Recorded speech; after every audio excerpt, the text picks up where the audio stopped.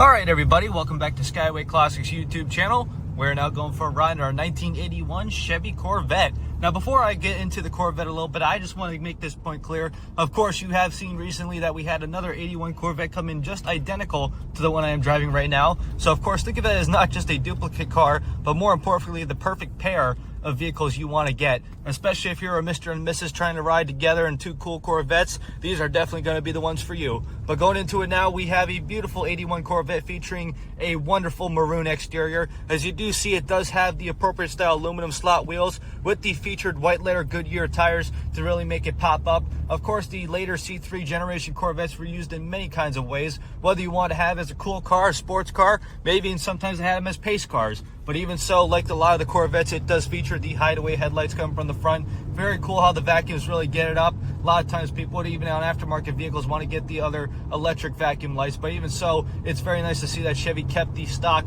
style hideaway headlights as they did in this one. But even so, like our other one, it does feature the beautiful glass T-tops. Perfect to have off in a time like this, especially when the wind is blowing and not burning. But even so, on the T-tops, you'll see they do feature a little bit of tint, so you're not really riding in a fishbowl, but a very comfortable automobile. But even so, we look on the inside, you will see featuring a fine burgundy interior, automatic on the floor with the appropriate shifter and console. Looking at all our gauges there, you can see all of them are working right now as they should. Of course, we're riding a little bit cold and probably should have let it warm up a little bit, but of course, over time, those gauges will go up compared to your older style vehicles where some of them weren't just even needles at all, but more importantly, just light gauges. But even so, you see we have the factory Delco radio with the cassette and adjustable settings on the radio. But even so, you will see down here our settings for the mirrors as well as the windows. Finest thing about it is they work perfect in good condition. The motors feel like they're brand new. You have the fine vinyl bucket seats with the fold downs, and even so, you have your back compartment here. This one, unlike the other one, has that fine screen protector, so that way all your items in the back are covered or nobody can peek in and see what you have in your vehicle.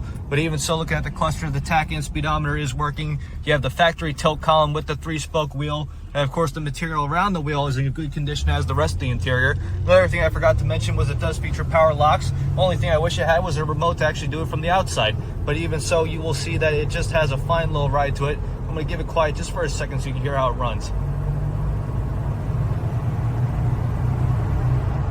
So you can hear there's no misses in the engine, which even so, as we move on to the front of the engine bay featuring the 350 small block, or basically the 5.7, however you really want to call it. That's pretty much how they were updated to this time. But even so, you will have factory AC style, and even so, the fine heat, whether you want to drive it in the winter, the summer, or any type of occasion for that matter. But it is a good driving automobile. But as for now, though, we are just going to get it turned around and up on the lift. So if you have a moment with us, folks, please stay tuned with us to see the underneath.